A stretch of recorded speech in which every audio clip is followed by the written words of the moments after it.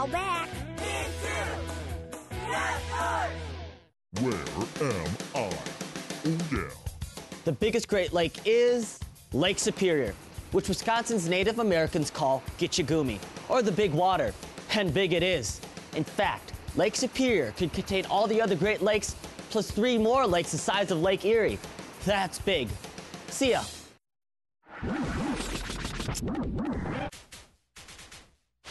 Now it's off to the Lac du Flambeau Reservation in northern Wisconsin.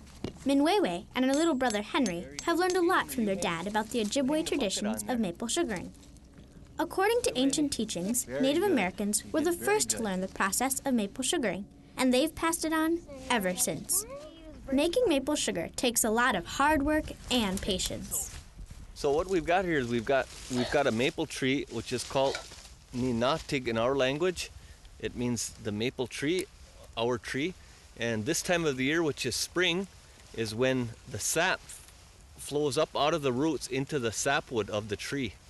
The outer portion of the tree, just beneath the bark, is what's called the sapwood section of the tree. The inside of the tree is called heartwood. It is in the sapwood where the sap is actually going to flow out of the tree. And our people have been harvesting this product for a long, long, long time. After drilling a small hole, Minwewe's dad is ready to tap the tree. This device here in English language is called a tap or a spile. In our native language, we refer to this as negwakwan. And because it's metal, we say biwabako negwakwan. The sap, in our native language, we call it sinzabakwadabu. It will flow up from the root system into the sapwood of the tree. And because we got this hole in here now, it's going to intercept that sap flow. Normally the sap would flow all the way up into the tree, and it's going to flow out of this nice spile here. And then we hang a bucket here. A kikuns, my daughter will hang on here in a way. And when the sap begins to flow, then we're going to have some nice. It'll come out a drip at a time. And when the sap really begins to flow nicely, we can fill maybe 2-3 of these cans each day. What we're waiting for is cold nights and warm days. This is what really triggers the sap run. I hammer this spout in. It's pretty easy to do. Well, my dad does just the right size to put it in.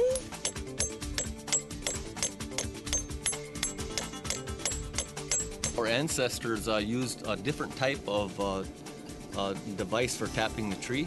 Instead of metal, we used wooden taps, and the taps were carved out of either cedar or what we call sumac.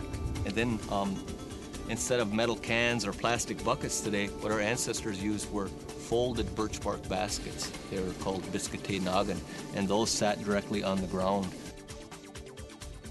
Minwewe and her dad hung some other buckets a few days ago. Let's see if they've collected any sap. Well, a long time ago when I was about 3 years old, I started helping them. Then when I got up to 7, I started helping them a lot. I usually pour it and carry buckets mostly. Okay. Very good. When sap comes out of the tree, it is not very thick or very sweet. The thing I like to do is taste it first. It tastes kind of like water. It looks like water too. We have different insects that are now coming alive as it warms. So you'll see spiders and other types of flies and insects. And the other thing you'll see in there is regular bark chips.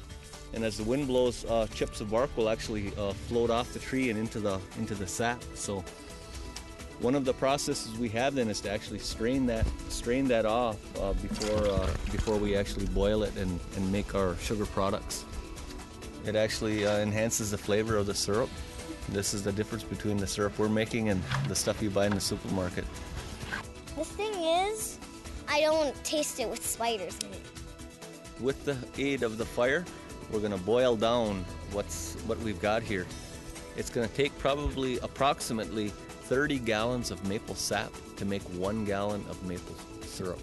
So it's an extremely large amount of boiling that has to occur. And as you can see, our fire here isn't extremely hot, but we're going to get this fire a lot hotter, and we're going to actually to make it boil off much faster. The hotter the fire, the faster it's going to boil off. It's a day-long process to create a gallon of maple syrup using this method. Because there was no way to refrigerate maple syrup, Minwewe's ancestors usually boiled the sap all the way down into maple sugar. They were able to carry it. It was a very portable food store. There was no seasoning long ago. Our ancestors had no seasoning. There was no salt, there was no pepper. And maple sugar was actually one of the things that was used to season a lot of our native foods. There's a number of different maple products that come out of this.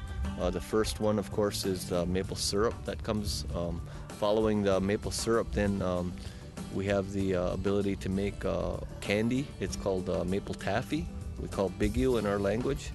Maple syrup is called jiwagamizigan. For Minwewe and her family, making maple sugar is a great way to share the Ojibwe traditions passed down from her ancestors. And that's a sweet deal. Making maple syrup is a lot of fun, and so is eating it. But of course, none of this would be possible if it weren't for all the work that maple trees do to produce the stuff. So let's take a look at what goes on inside a maple tree. The sugar in maple sap was made in its leaves last summer through a process known as photosynthesis. This sugar is the food that helps the tree grow. Water is drawn into the tree's system through its roots and carries the sugar throughout the tree. In the fall, sugar is carried down to the roots and stored as starch over the winter. In spring, starch is converted to sugar again, and then it combines with water and ground minerals to form sap. Sap is carried up to the twigs and buds to start the growth process all over again. Native Americans call this time the maple moon. Well, that's how maple trees produce sap. So think about that next time you put syrup on your pancake. Check it out. To learn more about maple syrup and sugar making, go to intotheoutdoors.org and click on Eek! Up next, we'll take you behind the scenes of a cross-country ski race. Stay tuned.